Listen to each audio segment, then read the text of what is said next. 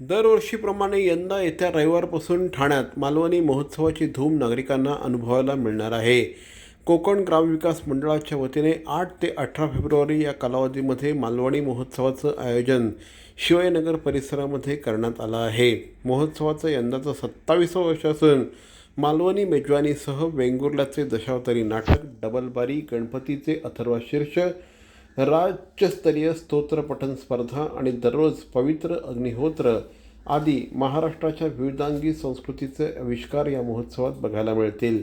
याशिवाय विद्यार्थ्यांसाठी समूह नृत्य स्पर्धा तसंच 2 दिवसीय साहित्य संमेलन, काव्य लेखन स्पर्धा कविवर्य मंगेश पाडगावकर दालनात होणार असून रील स्पर्धांचं देखील आयोजन करण्यात आलं असल्याचं श्री सीताराम राणे यांनी आज घेण्यात आलेल्या एका पत्रकार परिषदेमध्ये सांगितलं.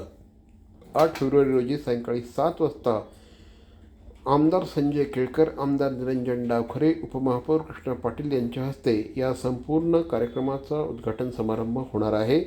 11 दिवस चालणाऱ्या या महोत्सवाला महाराष्ट्राचे मुख्यमंत्री देवेंद्र फडणवीस, उपमुख्यमंत्री एकनाथ शिंदे, खासदार नारायण राणे, सांस्कृतिक मंत्री ॲडव्होकेट आशिष शेलार, वनमंत्री श्री गणेश नाईक यांच्यासह अनेक मान्यवर उपस्थित राहतील. नेहमीप्रमाणे मालवणी महोत्सव आनंदात आम्ही साजरा करणार आहोत.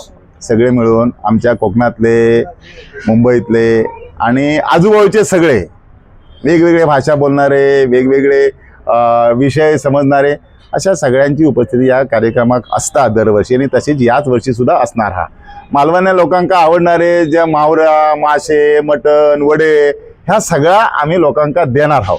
त्याच्याच बरोबर आमची सगळीच भूक भागवता. कोणाची संगीताची हा, कोणाची काव्याची हा, कोणाची कवितांची हा, कोणाची साहित्याची हा, ही सगळ्यांची भुकी आम्ही या मालवणी महोत्सवाच्या माध्यमातून भागवणार आहोत, क्षमवणार आहोत. भवानी ज्वेलर्स ठाणे, पारंपरिक आणि आधुनिक दागिन्यांचा अप्रतिम संगम. प्रत्येक स्त्रीची पहिली पसंती भवानी ज्वेलर्स ठाणे. नक्की भेट द्या.